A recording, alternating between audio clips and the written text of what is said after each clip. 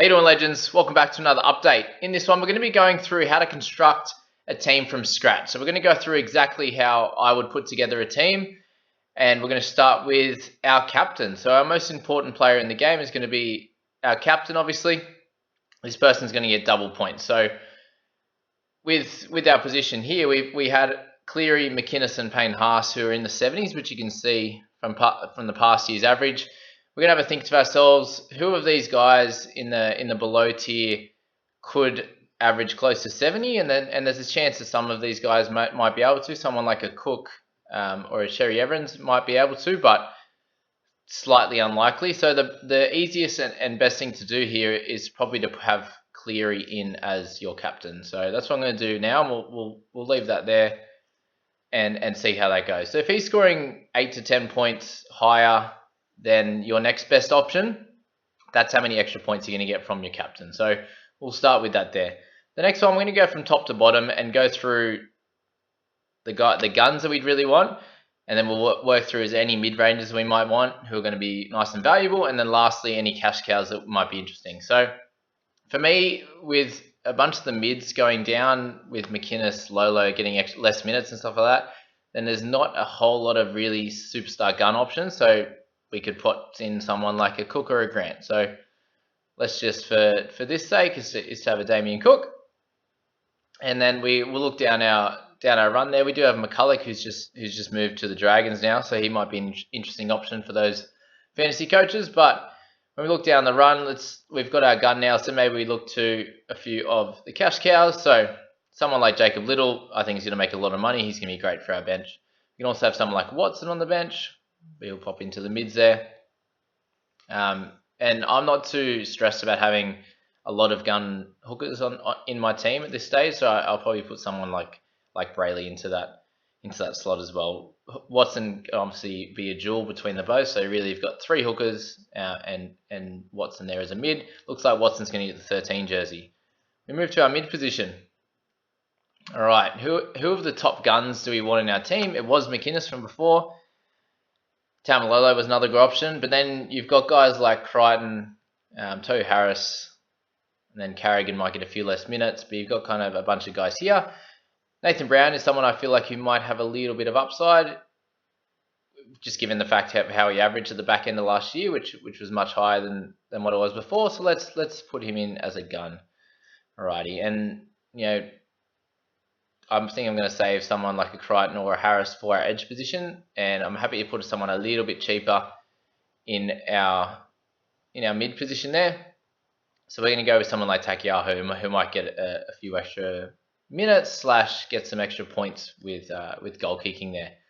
Cool. So we got a couple of close to guys that are scoring 50 plus in our mids who have a chance to become a 55 to 60 point player, and will be year-long holds in our team as keepers. So that's a nice, interesting way to go through it.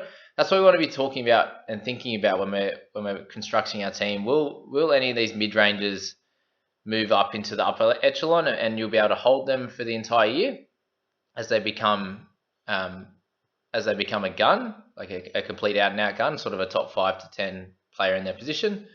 And then we'll move to the edge. So in my opinion, there's 3 main dogs, and that's pretty fair here.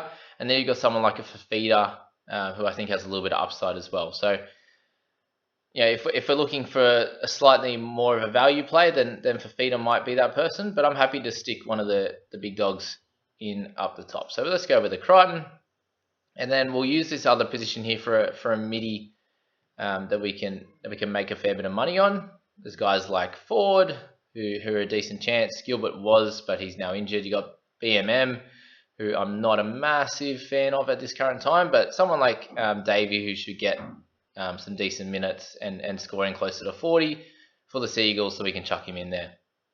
So as I say, guys, if you're doing your research, you'll have an idea of who the types of guys are in this position, and you'll be able to pop them into your side. So he's someone that's going to be an interesting option. It looks like Ricky is a decent chance of getting the edge, but we're not sure at this stage. So we're going to look at someone like Sean Bloor, who's going to pop on our bench as well, who's really cheap and should be playing at least on the bench for the Tigers at this stage.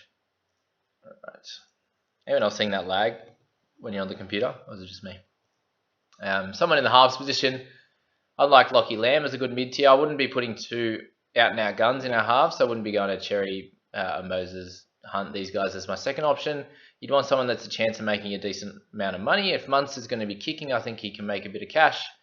Other than that, I'd be picking someone like a Lachlan Lamb, would be a good option.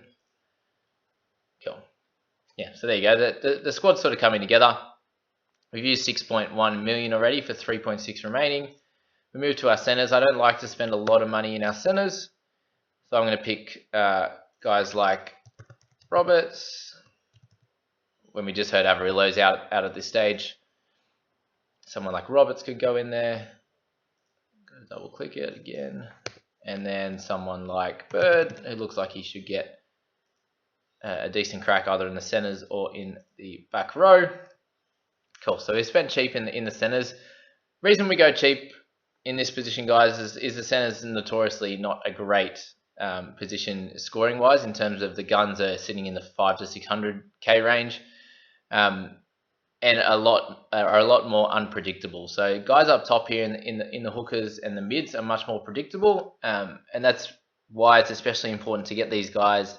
If there are money makers in the hooking and the middle forwards position, they're really important to put onto the bench there. So that's my thoughts around that. And then you can go down to the wing fullback spot, where you could be picking up one gun. I think is probably a decent shout.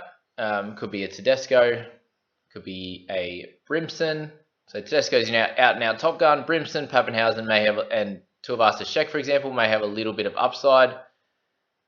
So for this one, we're going to put a Pappenhausen in, who might bump up a little bit, average over 50, which is perfect for a wing fullback. And then we've got guys like Tessie New, who I think is going to be a good player to have in your side, just as a starter in the centers for the Broncos. And you might want to put one more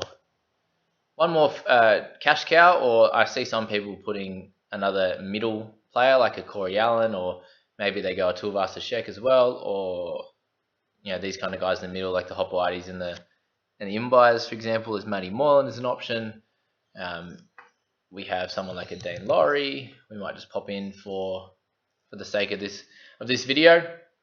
And then I've got 1.7 million for 5 spots on the bench. So if we look at where our teams are, we've got a gun hooker, we've got 2 guns in the mid with a cash cow, we've got a gun and a cash cow, we have a gun and a mid-ranger with value, we have 2 sort of lower to mid-range cash cows in the centers, we have 1 gun and 2 cash cows in our wing fullback. So what you want to do is look at each player in your team and decide whether they have any value. So are they a top line gun who are going to score well for you week in, week out?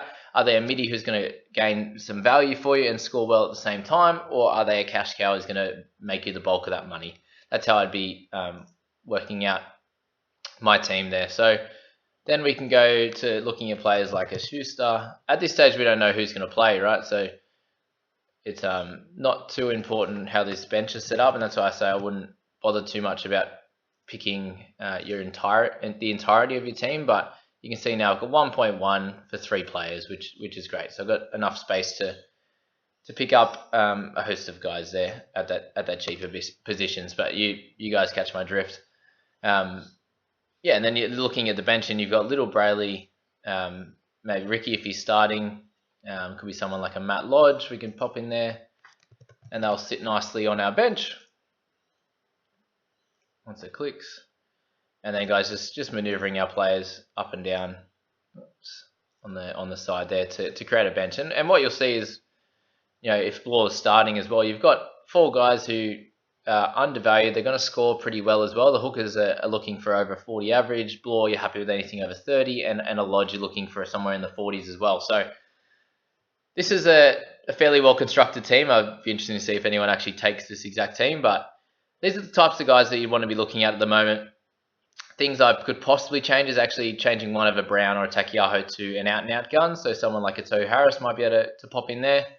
Or you could use Crichton up top and have Tohu or a Madison, something like that.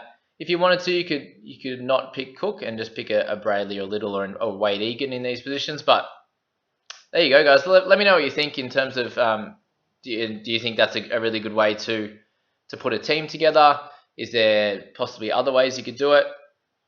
I feel like that's fairly well balanced. With a little bit less money down in the wing fullbacks and centers, which is a little bit more unpredictable. The other option is starting with a few sort of boom or bust players down here, which could get you off to a great start to the year. But remember, average is always comes back to the median, right, or to the mean, as we say. So make sure you look for that, guys. But anyway, I hope you're enjoying these videos. Please hit like and subscribe if you are, and I hope to see you guys in the next one. Have a good one.